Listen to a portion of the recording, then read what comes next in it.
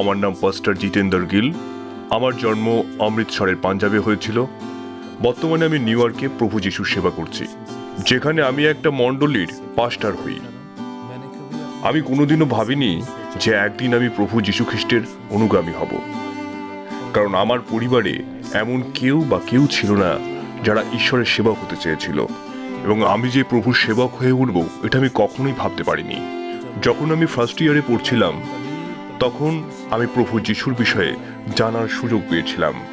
আমি দেরাদুনে একটি ইউথ ক্যাম্পে গিয়েছিলাম এবং সেখানেই আমি প্রথমবার প্রভু যিশুর বিষয়ে জানতে পেরেছিলাম। যখনই আমি প্রথমবার যিশুর নামে শুনলাম, আমি যখনই প্রভু যিশুকে আমার মুক্তিদাতা হিসেবে গ্রহণ করলাম, প্রথম আমার কাছে যেটা সব থেকে বড় সমস্যা ছিল, আমার মধ্যে একটা ভয় ছিল।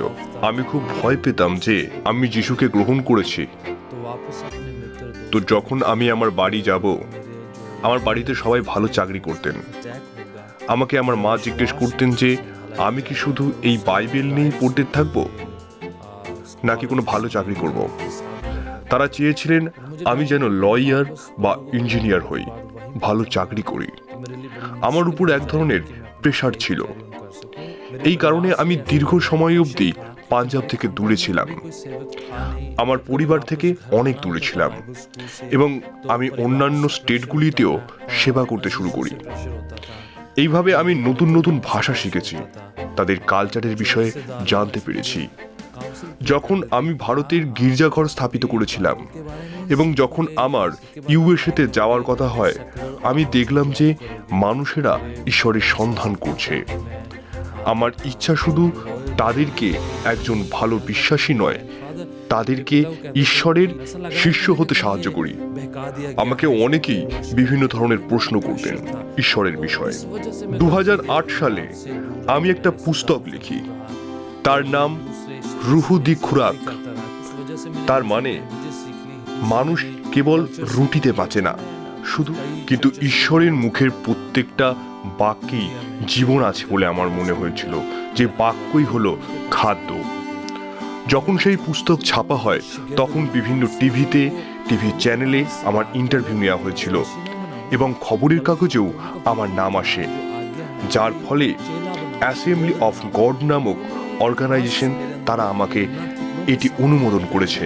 সেই পুস্তকে আমার শব্দ খুবই কম রয়েছে, বেশিরভাগই ঈশ্বরের বাক্য রয়েছে, যেটি আমাদের শেখায় যে কিভাবে আমরা আত্মিক হতে পারবো।